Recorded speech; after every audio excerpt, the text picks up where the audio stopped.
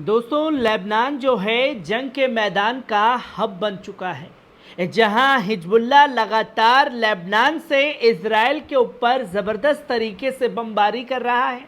बार बार Israel को उकसाने का काम कर रहा है कि इस जंग में जब तक आप अपने हमले फ़लस्तीन के ऊपर नहीं रोक देते तब तक हम आपके ऊपर हमले रोकने वाले नहीं हैं।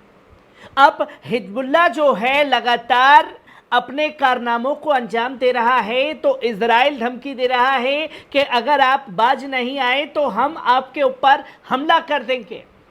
और हिजबुल्लाह को जब धमकी दी जाती है तो और ज़बरदस्त तरीके से हमला कर देता है। यहाँ ईरान हो, तुर्की हो, तमाम देश हो, वो खुल करके कह रहे हैं कि अगर हिजबुल्लाह के ऊपर गलती से भी इजराइल ने हमला किया और 2006 वाली गलती को दोहराया तो इजराइल के ऊपर जो है चौतरफा हमले शुरू हो जाएंगे। जो यमन से भी हमला होगा, जो सीरिया इराक से भी हमला जो है उसके ऊपर शुरू हो जाएगा। और जब इससे भी अगर सक नहीं पाया तो ईरान भी इस जंग में इन्वॉल्व हो सकता है। और पूरा हब जो है लेबनान बना हुआ है। और ऐसे में 2006 की जंग के अधिकारी जो हिजबुल्लाह की तरफ से शामिल थे, उन्होंने ख़ास तौर पर बड़ा ऐलान करके एक खलबली मचा दी है। और अपने इंटरव्यू में नफाफा मुसाफी ने यह साफ तौर पर ऐलान किया है कि 2006 में हिजबुल्लाह के पास उम्दा हथियार नहीं थे। उस दौरान भी इजराइल के ऊपर फतह हासिल की थी हिजबुल्लाह ने। और इस बार ऐसे ड्रोन बनाए हैं हिजबुल्लाह ने जिसका पता जो है इजराइल की टेक्नोलॉजी नहीं लगा सकती और ना ही उस ड्रोन को मार गिराया जा सकता है। एक रहस्यमय ड्रोन का खुलासा करके खलबली जो है वो हिजबुल्लाह अधिकारी ने साफ तौर पर मचा दी है। जहां कई बड़े ऑपरेशंस को भी लगातार अंजाम दिया गया है। जहां आप साफ तौर पर देख सकते हैं कि एक इंटरव्यू में नफाफा अल मुसाफी ने कई बड़े ऐलान किए, जहां उन्होंने साफ तौर पर कहा कि हिजबुल्लाह आंदोलन में संशोधनों और सीमाओं के व्यक्ति नफाफ अल मुसाफी ने शुक्रवार रात एक बयान में कहा कि आंदोलन ने ऐसे ड्रोन बनाए हैं जिसका पता कोई टेक्नोलॉजी नहीं लगा सकती और ना ही उस ड्रोन को मार गिराया जा सकता है। इस इंटरव्यू में अल मुसाफी ने साफ तौर पर लेबनानी चैनल के एक इंटरव्यू में कहा, पिछले 10 महीनों में हमने इस लड़ाई में जो कुछ भी इस्तेमाल किया है वे सब हमारे पास नहीं है। हिजबुल्लाह आंदोलन में संशोधन और सीमाओं के प्रभारी व्यक्ति ने कहा कि आज जायोनी शासन 33 दिवसीय युद्ध जो 33 दिनों तक चला था 2006 में हिजबुल्लाह और इजराइल के बीच, उससे कोई सबक नहीं सीखा है। वही गलतियां जो है इजराइल दोबारा दोहराने जा रहा है। उन्होंने कहा कि गाजा की घटनाओं के सामने अरब देशों की चुप्पी जो है वो चुभ रही है।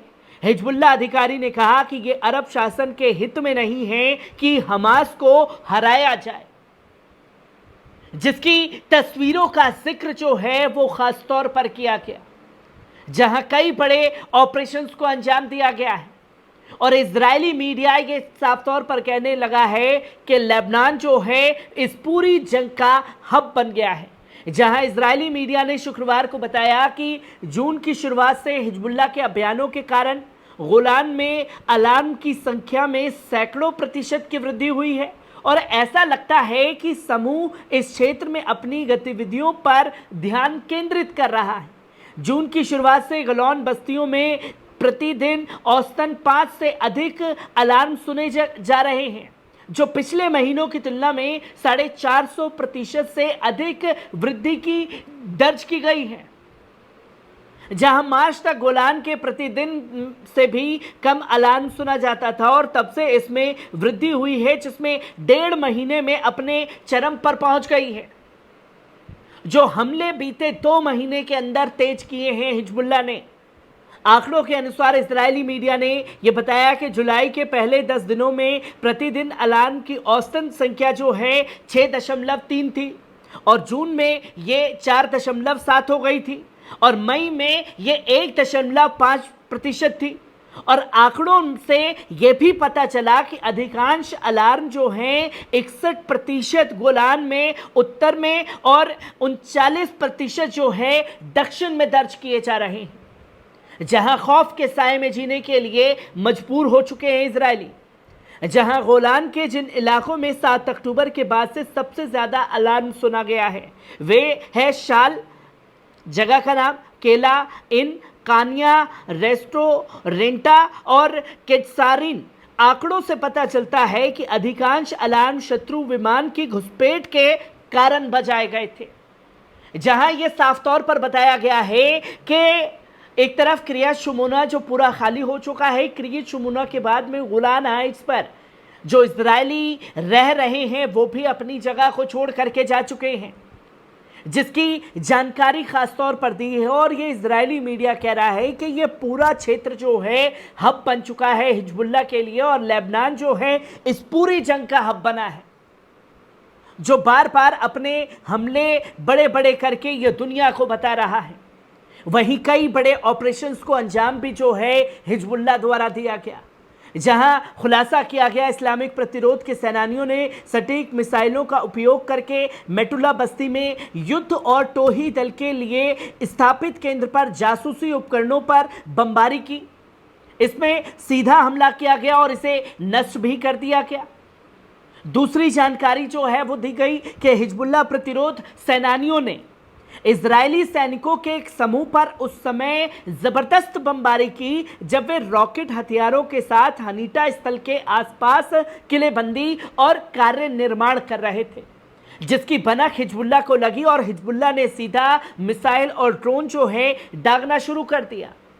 फिर यह बताया गया कि तीसरा हमला जो है लेबनानी प्रतिरोध समूह ने समीम रामिम बैरक के में 769वीं पूर्वी ब्रिगेड की पैदल सेना बटालियन के मुख्यालय पर तोपखाने से गोले दाग करके किया है, जिससे वे सीधे टकरा गया है। और हिजबुल्लाह ने यह कहा कि यह ऑपरेशन दक्षिण लोगों और गांवों के खिलाफ इजरायली हमलों के जवाब में किया गया था, जहां रह करके कुछ शहरों को लगातार लेबनान में इजराइल निशाना बनाता है और ये एक गिराते हैं, उधर से 10, 12, 15 दर्जनों की तादाद में जो है वो मिसाइलें दागना शुरू कर देते हैं।